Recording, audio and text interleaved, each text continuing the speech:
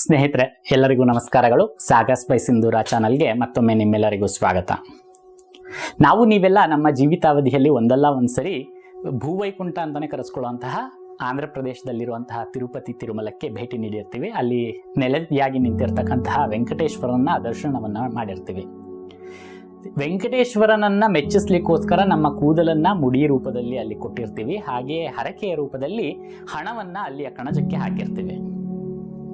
ನಾವು ಕೊಟ್ಟಿರುವಂತಹ ಮುಡಿ ಮತ್ತೆ ಹಾಕಿರುವಂತಹ ಹಣ ಎರಡೂ ಕೂಡ ವೆಂಕಟೇಶ್ವರನಿಗೆ ಅಲ್ಲ ಅನ್ನುವಂತಹ ವಿಷಯ ನಿಮ್ಮಲ್ಲಿ ಅನೇಕ ಮಂದಿಗೆ ತಿಳಿದಿರ್ಲಿಕ್ಕಿಲ್ಲ. ಹಾಗಾದ್ರೆ ಯಾರಿಗೋಸ್ಕರ ಈ ಕೂದಲು ಮತ್ತು ಹಣವನ್ನ ವೆಂಕಟೇಶ್ವರನ ಸನ್ನಿಧಿಯಲ್ಲಿ ಅರ್ಪಿಸ್ತೀವಿ ಅಂತ ನೋಡೋದಾದ್ರೆ, ವೆಂಕಟೇಶ್ವರ ಭೂಮಿಗೆ ಬಂದಂತಹ ಸಂದರ್ಭದಲ್ಲಿ ಅಂದ್ರೆ ಪುರಾಣಗಳಲ್ಲಿ ಹೇಳಿರೋ ಪ್ರಕಾರ ಶ್ರೀನಿವಾಸ ಕ್ಷೀರ ಅಂದ್ರೆ ಹಾಲಿನ ಸಮುದ್ರದಲ್ಲಿ ಶೇಷಶಯನದ ಮೇಲೆ ಮಲಗಿರುವಾಗ ಲಕ್ಷ್ಮಿ ನೆಲೆಯಾಗಿ ನಿಂತಿರ್ತಕ್ಕಂತಹ ವಿಷ್ಣುವಿನ ಎದೆಗೆ ಭೃಗು ಮಹರ್ಷಿ ಬಂದು ಕಾಲಲ್ಲಿ ಒದಿತಾನೆ. ಆಗ ಇದರಿಂದ ಕೋಪಗೊಂಡಂತಹ ಲಕ್ಷ್ಮಿ ಅಂದ್ರೆ ನಾನಿರ್ತಕ್ಕಂತಹ ಜಾಗಕ್ಕೆ ಈ ಭೃಗು ಮಹರ್ಷಿ ಕಾಲಲ್ಲಿ ಒದ್ರೂ ಕೂಡ ವಿಷ್ಣು ಹೋಗಿ ಭೃಗುವಿನ ಕಾಲನ್ನ ಒತ್ತುತ್ತಾನೆ ಅಂತ ಹೇಳಿ ಸಿಟ್ಟು ಮಾಡಿಕೊಂಡು ಆ ವೈಕುಂಠವನ್ನ ಬಿಟ್ಟು ವಿಷ್ಣುವನ್ನ ಬಿಟ್ಬಿಟ್ಟು ಲಕ್ಷ್ಮಿ ಭೂಲೋಕಕ್ಕೆ ಬರ್ತಾಳೆ. ಈ ಲಕ್ಷ್ಮಿಯನ್ನ ಅರಸಿ ವಿಷ್ಣುವು ಕೂಡ ವೈಕುಂಠದಿಂದ ಭೂಮಿಗೆ ಬರ್ತಾನೆ. ಲಕ್ಷ್ಮಿಯನ್ನ ಹುಡುಕೊಂಡು ಭೂಮಿಯಲ್ಲಿರ್ತಕ್ಕಂತಹ ಅನೇಕ ಕಾಡು ಮೇಡುಗಳು ಬೆಟ್ಟ ಗುಡ್ಡಗಳನ್ನು ಹತ್ತಿ ಇಳಿದು ಸುಸ್ತಾಗಿ ಒಂದು ಕಡೆ ಕೂತ್ಕೊಳ್ತಾನೆ. ಎಲ್ಲಿ? ಈಗಿನ ಆಂಧ್ರ ಪ್ರದೇಶದ ತಿರುಮಲೆಯ ಜಾಗಗಳಲ್ಲಿ ಕೂತ್ಕಿರ್ತಾನೆ. ಆತನ ಮೇಲೆ ಹುತ್ತ ಬೆಳೆದಿರುತ್ತೆ. ಅವನಿಗೆ ಎದ್ದು ಓಡಾಡುವಂತಹ ಶಕ್ತಿ ಕೂಡ ಇರಲ್ಲ. ಲಕ್ಷ್ಮಿಯ ಧ್ಯಾನದಲ್ಲಿ ಲಕ್ಷ್ಮಿಯನ್ನು ನೆನೆಸ್ಕೊಂಡು ಅವನು ಚಿಂತಾಕ್ರಾಂತನಾಗಿ ಹಸಿವು ಮತ್ತು ಬಾಯಾರಿಕೆಯಿಂದ ಒದ್ದಾಡ್ತಾ ಇರ್ತಾನೆ.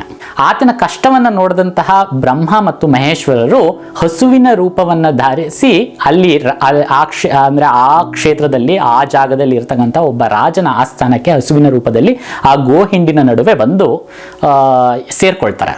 ಸೊ ಈ ಗೋಪಾಲಕ ಪ್ರತಿದಿನ ಹಸುಗಳನ್ನು ಮೇಯಿಸ್ಲಿಕ್ಕೆ ಅಂತ ಕಾಡಿಗೆ ಕರ್ಕೊಂಡು ಹೋಗ್ತಾ ಇರ್ತಾನೆ. ಈ ಬ್ರಹ್ಮ ಮತ್ತು ಮಹೇಶ್ವರರು ಏನು ಹಸು ರೂಪ ಧರಿಸಿರ್ತಾರಲ್ಲ, ಅವರು ಆ ಗೋವಿನ ಹಿಂಡುಗಳನ್ನ ಬಿಟ್ಟು ಈ ಹುತ್ತ ಎಲ್ಲಿರುತ್ತೆ ಅಂದ್ರೆ ವಿಷ್ಣು ಎಲ್ಲಿ ಕೂತಿರ್ತಾನೆ ಹುತ್ತದ ಒಳಗಡೆ ಅಲ್ಲಿಗೆ ಹೋಗ್ಬಿಟ್ಟು ಆ ಹುತ್ತದ ಮೇಲೆ ಹಾಲನ್ನ ಪ್ರತಿದಿನ ಕರಿತಾ ಇರ್ತಾರೆ. ಆ ಹಾಲನ್ನು ಕುಡಿದು ವಿಷ್ಣು ತನ್ನ ಹಸಿವು ಮತ್ತು ಬಾಯಾರಿಕೆಯನ್ನ ನೀಗಿಸ್ಕೊಳ್ತಾ ಇರ್ತಾನೆ. ಇದೇ ರೀತಿ ಪ್ರತಿದಿನ ಆಗ್ತಾ ಇರುತ್ತೆ. ಆದರೆ ಆ ಹಸುಗಳು ವಾಪಸ್ ಆಸ್ಥಾನಕ್ಕೆ ಬಂದಾಗ, ರಾಜನ ಆಸ್ಥಾನಕ್ಕೆ ಅಂದ್ರೆ ಕೊಟ್ಟಿಗೆಗೆ ಬಂದಾಗ ಅವು ಹಾಲು ನೀಡ್ತಾ ಇರಲ್ಲ. ಯಾಕೆಂದ್ರೆ ಆ ಹಾಲನ್ನ ಆಲ್ರೆಡಿ ಶ್ರೀನಿವಾಸನಿಗೆ ಕುಡಿಸಿ ಬಂದಿರ್ತವೆ. ಸೊ ಇದರಿಂದ ಕೋಪಗೊಂಡಂತಹ ಗೋಪಾಲಕ, ಏನಿದು ಪ್ರತಿದಿನ ಇದೇ ಕೆಲಸ ಆಗ್ತಾ ಇದೆ, ಹಾಲು ಮಾತ್ರ ಇಲ್ಲಿ ಹಸುಗಳು ಕೊಡ್ತಾ ಇಲ್ಲ, ಎಲ್ಲಿ ಹೋಗ್ತಾ ಇದೆ, ಯಾರು ಕರ್ಕೊಳ್ತಾ ಇರ್ಬೋದು ಇದನ್ನ ಅಂತ ಹೇಳಿ ನೋಡ್ಲಿಕ್ಕೋಸ್ಕರ ಮತ್ತೊಂದು ದಿನ ಈ ಎರಡು ಹಸುಗಳನ್ನ ಅಂದ್ರೆ ಪರ್ಟಿಕ್ಯುಲರ್ ಆಗಿ ಬ್ರಹ್ಮ ಮತ್ತು ಮಹೇಶ್ವರ ಏನು ಹಾಲು ಕರೀಲಿಕ್ಕೆ ಹುತ್ತದ ಮೇಲೆ ಹೋಗ್ತಾ ಇರ್ತಾರಲ್ಲ, ಈ ಹಸುಗಳನ್ನೇ ಅಬ್ಸರ್ವ್ ಮಾಡಿಕೊಂಡು ಗೋಪಾಲಕ ಹೋಗ್ತಾನೆ. ಮರುದಿನ ಯಥಾವತ್ತಾಗಿ ಈ ಹಸುಗಳು ಗೋಹಿಂಡನ್ನ ಬಿಟ್ಟು ಹುತ್ತದ ಮೇಲೆ ಬಂದು ಹಾಲನ್ನು ಕರಿತಾ ನಿಂತಿರ್ತವೆ. ಗೋಪಾಲಕನಿಗೆ ತುಂಬಾ ಸಿಟ್ಟು ಬರುತ್ತೆ. ಇಲ್ಲಿ ಅಂದ್ರೆ ಆಸ್ಥಾನದಲ್ಲಿ ನಮಗೆ ಹಾಲು ಕೊಡದ ಹಾಗೆ ಈ ಹಸುಗಳು ಬಂದ್ಬಿಟ್ಟು ಅನ್ನೆಸೆಸರಿಯಾಗಿ ಹುತ್ತಕ್ಕೆ ಹಾಲು ಕರಿತಾ ಇದ್ದಾವಲ್ಲ ಅಂತ ಕೋಪಗೊಂಡಂತಹ ಗೋಪಾಲಕ ತನ್ನ ಕೊಡಲಿಯನ್ನ ಬೀಸ್ತಾನೆ, ಹಸು ಹೊಡಿಬೇಕು ಅಂತ ಹೇಳಿ.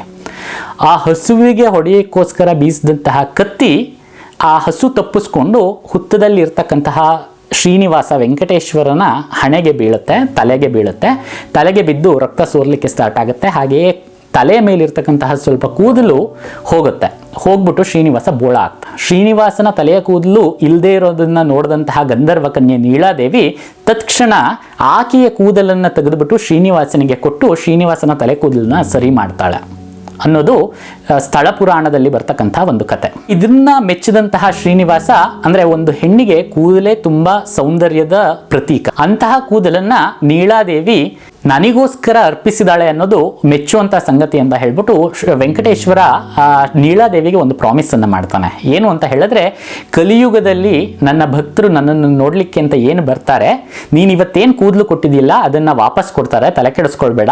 ಅವರು ನನ್ನನ್ನ ಮೆಚ್ಚಿಸ್ಲಿಕ್ಕೋಸ್ಕರ ಏನು ಮುಡಿಯನ್ನ ಕೊಡ್ತಾರೆ ಆ ಕೂದಲನ್ನ ನೀನ್ ತಗೋ ಅಂತ ಹೇಳಿ ಅವಳಿಗೆ ಒಂದು ಪ್ರಾಮಿಸ್ ಅನ್ನ ಮಾಡ್ತಾರೆ, ಆಶೀರ್ವಚನವನ್ನ ನೀಡ್ತಾರೆ. ಈ ನೀಳಾದೇವಿ ತೆಗೆದುಕೊಟ್ಟ ಶ್ರೀನಿವಾಸನಿಗೋಸ್ಕರ ಕೊಟ್ಟ ಕೂದಲನ್ನ ವಾಪಸ್ ಕೊಡೋದಕ್ಕೋಸ್ಕರನೇ ಇಂದಿಗೂ ಕೂಡ ಕೋಟ್ಯಾಂತರಗಟ್ಟೆ ಜನ ಪ್ರತಿ ವರ್ಷ ಆ ತಿರುಮಲೆಗೆ ಭೇಟಿ ನೀಡಿ ತಮ್ಮ ಕೂದಲನ್ನ ಅಲ್ಲಿ ಸಲ್ಲಿಸ್ತಾರೆ, ಮುಡಿಯನ್ನ ಕೊಡ್ತಾರೆ. 2024ನೇ ಇಸ್ವಿಯಲ್ಲಿ TTD ಆಡಳಿತ ಮಂಡಳಿ ಹೇಳಿರೋ ಪ್ರಕಾರ ಸುಮಾರು 99 ಲಕ್ಷ ಜನ ಅಲ್ಲಿ ಮುಡಿಯನ್ನ ಅಂದ್ರೆ ತಿರುಮಲೆಯಲ್ಲಿ ಮುಡಿಯನ್ನ ಕೊಟ್ಟಿದ್ದಾರೆ. ಹಾಗೆ ಅದು ಎಷ್ಟು ಪ್ರಮಾಣದಲ್ಲಿ ಬಂದಿದೆ ಅಂತ ಹೇಳಿದ್ರೆ, ಪ್ರತಿ ವರ್ಷ ಆ ಕೂದಲನ್ನು ಏನು ನಾವು ಕೊಟ್ಟಿರ್ತೀವಲ್ಲ ಅದನ್ನು ಕ್ಲೀನ್ ಮಾಡಿ ಎಲ್ಲ ಮಾಡಿ ಇಂಟರ್ನ್ಯಾಷನಲ್ ಆಗಿ ಹರಾಜು ಹಾಕ್ತಾರೆ.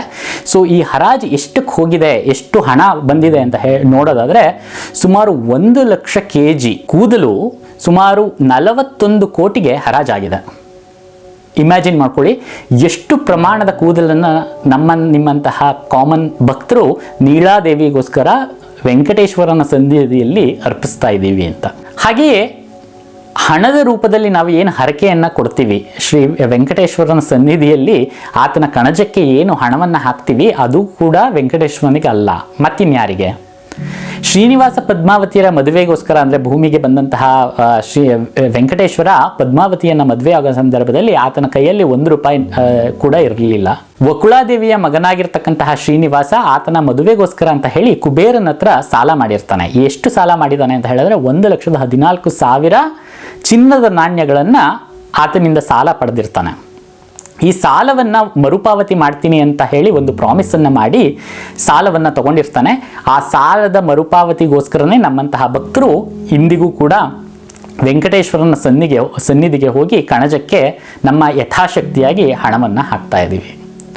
ಸ್ನೇಹಿತರೆ, 2024ನೇ ಇಸ್ವಿಯಲ್ಲಿ TTD ಆಡಳಿತ ಮಂಡಳಿ ಹೇಳಿರೋ ಪ್ರಕಾರ ಸುಮಾರು 2,44,00,000 ಜನ ಭಕ್ತರು 2024ನೇ ಸಾಲಿನಲ್ಲಿ ವೆಂಕಟೇಶ್ವರನ ಸನ್ನಿಧಿಗೆ ಬಂದಿದ್ದಾರೆ. ಹಾಗೆಯೇ ಅವರು ಸಲ್ಲಿಸಿರ್ತಕ್ಕಂತಹ ಕಾಣಿಕೆಯ ರೂಪದಲ್ಲಿ ಅಂದರೆ ನಗದಿನ ರೂಪದಲ್ಲಿ ಕಣಜಕ್ಕೆ ಹಾಕಿರ್ತಕ್ಕಂತಹ ದುಡ್ಡು ಎಷ್ಟು ಅಂತ ನೋಡೋದಾದರೆ 1,365 ಕೋಟಿ. 1,365 ಕೋಟಿ ಹಣವನ್ನು ಕಣಜಕ್ಕೆ ಹರಕೆಯ ರೂಪದಲ್ಲಿ ಅಥವಾ ಇಷ್ಟಾರ್ಥಗಳ ಈಡೇರಿಕೆಗೋಸ್ಕರ ಸಲ್ಲಿಸಿದ್ದಾರೆ. ಅಂದರೆ ಕುಬೇರನ ಸಾಲವನ್ನು ತೀರಿಸಲಿಕ್ಕೋಸ್ಕರ ವೆಂಕಟೇಶ್ವರನಿಗೆ ಕೊಟ್ಟಿದ್ದಾರೆ ಅಂತ. ನೀವು ಕೊಟ್ಟಂತಹ ಕೂದಲು ನೀಳಾದೇವಿಗೋಸ್ಕರ ಮತ್ತು ಕಣಜಕ್ಕೆ ಹಾಕಿರುವಂತಹ ಹಣ ಕುಬೇರನ ಸಾಲಕ್ಕೋಸ್ಕರ. ಸ್ನೇಹಿತರೆ, ನಿಮಗೆಲ್ಲ ಈ ವಿಡಿಯೋ ಇಷ್ಟ ಆಗಿದೆ ಅಂದ್ಕೊಳ್ತೀನಿ. ವಿಡಿಯೋ ಇಷ್ಟ ಆಗಿದ್ದರೆ ವಿಡಿಯೋನ ಲೈಕ್ ಮಾಡೋದನ್ನು ಮರಿಬೇಡಿ. ಹಾಗೆ ಇಂತಹ ಅನೇಕ ವಿಡಿಯೋಗಳನ್ನು ನೋಡಲಿಕ್ಕೆ ಚಾನಲ್ಗೆ ಸಬ್ಸ್ಕ್ರೈಬ್ ಮಾಡ್ಕೊಳ್ಳಿ. ಧನ್ಯವಾದಗಳು.